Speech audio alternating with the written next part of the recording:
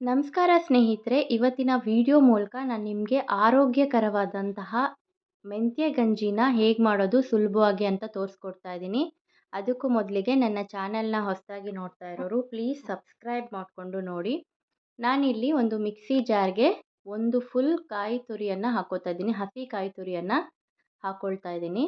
ಒಂದು ಕಾಯಲ್ಲಿ ಫುಲ್ಲು ನಾನಿವಾಗ ತುರ್ಕೊಂಡಿರೋದಿದು. ಇದರಲ್ಲಿ ನಾನಿವಾಗ ಕಾಯಿ ಹಾಲನ್ನು ಹೇಗೆ ಮಾಡ್ಕೊಳ್ಳೋದು ಅಂತ ತೋರಿಸ್ಕೊಡ್ತಾ ಇದ್ದೀನಿ. ಇದಕ್ಕೆ ನಾನು ಸ್ವಲ್ಪ ಒಂದು ಅರ್ಧ ಗ್ಲಾಸ್ ಆಗುವಷ್ಟು ನೀರನ್ನು ಕೂಡ ಆ್ಯಡ್ ಮಾಡಿಕೊಂಡು ಇದನ್ನು ಮಿಕ್ಸಿ ಮಾಡ್ಕೊಂಡಿದ್ದೀನಿ. ಇವಾಗ ನೋಡಿ, ಈ ರೀತಿಯಾದಂತಹ ನೀವು ಸ್ಟ್ರೈನ್ ಮಾಡಿಕೊಂಡಾಗ ಈ ರೀತಿಯಾದಂತಹ ಹಾಲು ರೆಡಿಯಾಗುತ್ತೆ, ಕಾಯಿ ಹಾಲು.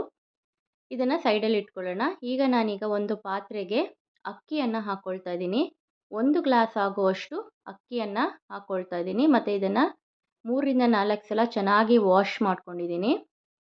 ಈಗ ನಾನೊಂದು ಕುಕ್ಕರ್ಗೆ ನಾನು ರಾತ್ರಿನೇ ಇದನ್ನು ನೆನೆ ಹಾಕಿಟ್ಕೊಂಡಿದ್ದೀನಿ. ಒಂದು 2ರಿಂದ 3 ಟೀ ಸ್ಪೂನ್ ಆಗುವಷ್ಟು ಮೆಂತ್ಯನ ಇದನ್ನು ಚೆನ್ನಾಗಿ ನೆನೆ ಹಾಕಿಬಿಟ್ಟು ನೆನೆದ ನಂತರ ಬೆಳಗ್ಗೆ ನೀವು ತಿಂಡಿಗೆ ರೆಡಿಯಾಗುತ್ತೆ ಇದು.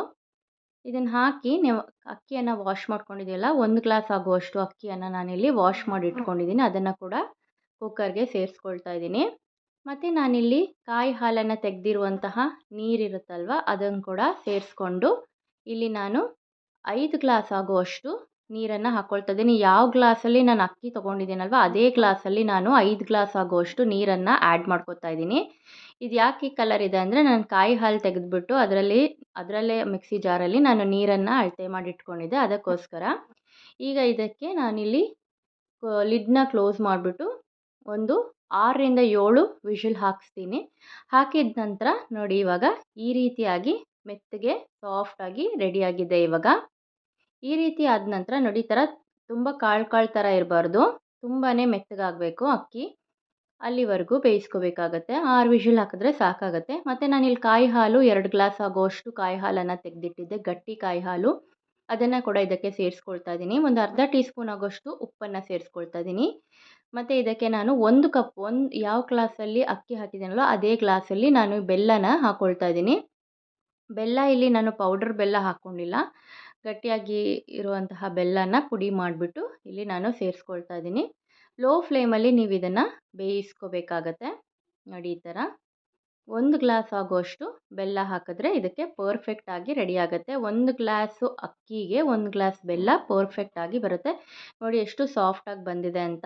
ಬೆಳಗಿನ ತಿಂಡಿಗೆ ತುಂಬಾ ಈಸಿಯಾಗಿ ನೀವು ಮಾಡ್ಕೊಳ್ಬೋದು. ಮತ್ತು ಇಲ್ಲಿ ನೀವು ತುಪ್ಪನ ಕೂಡ ಒಂದು 2 ಟೀ ಸ್ಪೂನ್ ಹಾಕ್ಕೊಳ್ಳೋದ್ರಿಂದ ರುಚಿ ಕೂಡ ತುಂಬಾ ಚೆನ್ನಾಗಿರುತ್ತೆ. ಬೆನ್ನು ಮೂಳೆಗೆ, ಸೊಂಟಕ್ಕೆ ಎಲ್ಲದಕ್ಕೂ ತುಂಬಾ ಚೆನ್ನಾಗಿರುತ್ತೆ. ಈ ಗಂಜಿ ಮಾಡ್ಕೊಂಡು ತಿನ್ನೋದ್ರಿಂದ ಆರೋಗ್ಯಕರವಾಗಿರುತ್ತೆ. ವಾರದಲ್ಲಿ 2 ಸಲ ನೀವು ಇದನ್ನು ಮಾಡ್ಕೊಂಡು ತಿನ್ನಿ.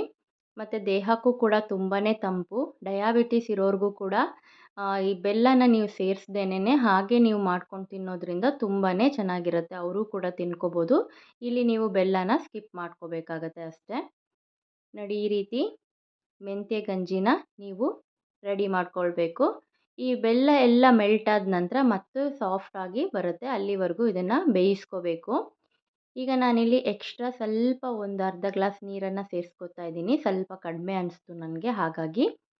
ಇಲ್ಲ ಅಂದರೆ ಸಾಕಾಗತ್ತೆ. ಒಂದು 7ರಿಂದ 8 ಗ್ಲಾಸು ಹಾಲು ಸೇರಿಸಿ ಹಾಕೋದ್ರಿಂದ ನಿಮಗೆ ಈ ರೀತಿ ಬೆಲ್ಲ ಮೆಲ್ಟ್ ಆದ ನಂತರ ಈ ರೀತಿಯಾದಂತಹ ಮೆಂತ್ಯ ಗಂಜಿ ರೆಡಿ ಆಗುತ್ತೆ. ಈ ರೆಸಿಪಿ ನಿಮಗೆ ಇಷ್ಟ ಆಗಿದರೆ ಲೈಕ್ ಮಾಡಿ, ಶೇರ್ ಮಾಡಿ ಮತ್ತು ಸಬ್ಸ್ಕ್ರೈಬ್